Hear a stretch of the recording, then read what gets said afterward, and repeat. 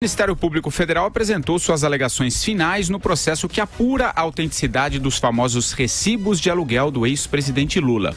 No documento, a Força-Tarefa da Lava Jato reiterou que considera que houve falsidade ideológica por parte do petista. Segundo a acusação, o imóvel em São Bernardo do Campo, comprado por um laranja, Glaucus da Costa Marques, era ocupado pelo ex-presidente que nunca pagou aluguel pelo uso.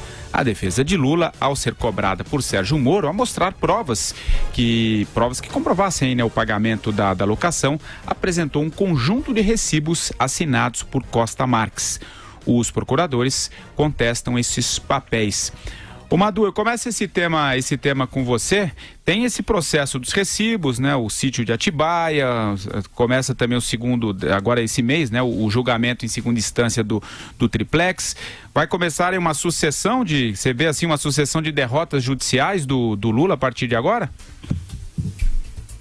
Eu já vejo, sim. Eu acho que eu estava dando uma rápida apreciada na documentação, dando uma olhada em diagonal antes do programa começar. Ali mostra realmente que os pagamentos todos foram meio que feitos de afogadilho, né? Para dar uma explicação. E como tudo que é feito a afogadilho é mal feito, né? Pagos todos os recibos na mesma, pagar o aluguel de uma vez só, o ano inteiro, enfim. Está comprovado. Está comprovado que todo mundo já desconfiava, né? Que as provas que o Lula apresentou são provas de fancaria, não existem.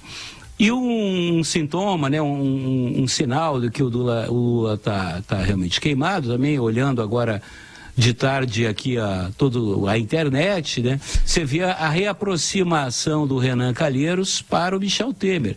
O Renan Calheiros, que aliás é junto com o meu amigo Carlos Barum, né, um esteio da moral brasileira, do comportamento ético e político, aliás um grande pai de família também, um grande ex-amante. É um exemplo para a família brasileira. O Renan Calheiros se reaproxima, Andreasa, veja só, do Michel Temer, porque ele já estava, há pouco tempo, ele já estava ciscando no terreiro do PT, né, sempre de olho na eleição agora de 2018, preocupado com o seu foro privilegiado, e ele já vendo que o negócio está ficando feio pro lado do Lula, já voltou a ciscar no terreiro do Michel Temer. Isso só mostra, né, que a chapa está esquentando cada vez mais pro Luiz Inácio Lula da Silva.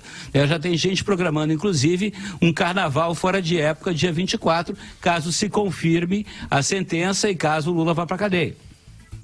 Pois é, o Ministério Público fez a constatação de que os recibos são ideologicamente falsos, foram produzidos numa mesma época para dar uma cara de normalidade àquela locação que é vista como mais um expediente usado pelo Lula para obter recursos de forma indevida da Odebrecht. Foi usado o tal do Glaucus da Costa Marques, que é um preposto do Bunlai, amigão do Lula, que era seu primo ou cunhado, já não sei mais o parentesco, e foi o mesmo usado como laranja na compra do terreno que iria ser o Instituto Lula e dessa cobertura vizinha do Lula, que era usada pela família como um puxadinho ali, uma extensão da sua casa.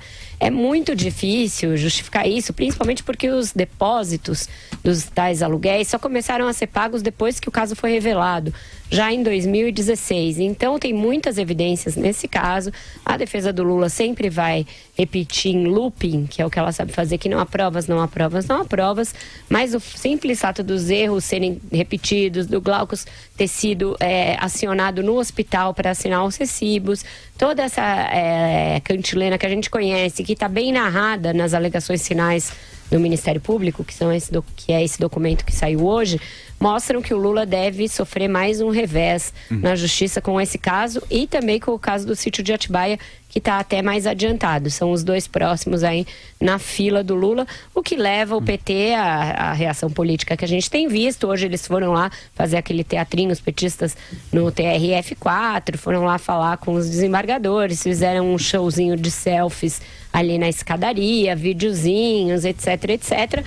Mas nos bastidores já admitem que a situação jurídica do Lula está bastante complexa e que dificilmente vai ser possível se safar disso. A esse respeito, eu recomendo fortemente a leitura do artigo do Fernando Gabeira, que derruba essa tese, qualquer tese não há provas contra o Lula, não há provas contra o Lula, faz uma defesa da lei da ficha limpa muito bem feita, e é um texto lapidar, publicado no Estado de São Paulo de hoje, que merece ser lido por todos aqueles que acham que o Lula ser condenado ou ser julgado ou o que quer que seja, nada mais é do que uma consequência de um país que tem Constituição, que tem justiça funcionando, que tem Congresso aberto, que não há perseguição política nenhuma nisso daí. Vai lá, Andreasa, você. Acho que o Gabeira, o artigo é muito bom, acho que o Gabeira talvez seja o único esquerdista brasileiro, o único ex-petista que fez razoável autocrítica, importante autocrítica, né? Que soube se reposicionar decentemente na vida. O artigo é muito bom.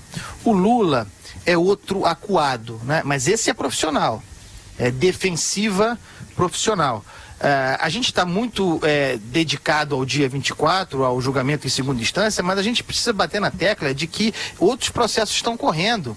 E, para além desse, do Costa Marques, esse Costa Marques eu acho que não sabia onde estava se metendo, né? É laranja, é recibo no hospital, é dinheiro, pagamento em dinheiro vivo, depois o escândalo é revelado, começa a acontecer depósito. É uma história bizarra, é evidente. Esses recibos não são... tudo bem, o Ministério Público acha que são ideologicamente falsos, provavelmente são. Isso faria com que se tornasse prescindível a perícia dos documentos, mas deveria ter havido perícia para robustecer ainda mais o caso. E nós não podemos nos esquecer do caso do sítio Atibaia. A Vera falou, esse é o processo mais caudaloso, em que há mais provas contra o Lula, e ele certamente será condenado em primeira instância em 2018. Uma coisa, Vera. Não, só sobre o artigo do Gabeira, ele faz reflexão a respeito disso que o Andreasa falou, do seu passado esquerdista, e ele lança uma frase que eu acho que valeria para todos, esquerda, direita, ontem e hoje. É difícil elaborar os fracassos e partir para outra. Requer capacidade de dúvida, suspensão da fé religiosa em certos projetos políticos. Por enquanto, as esperanças do governo Temer e as do PT são de pedalar, driblando as leis de responsabilidade fiscal e as decisões da justiça. No fundo, não eram só uma coligação, mas uma equipe de ciclistas. O negócio da fé religiosa vale para todo mundo, pessoal.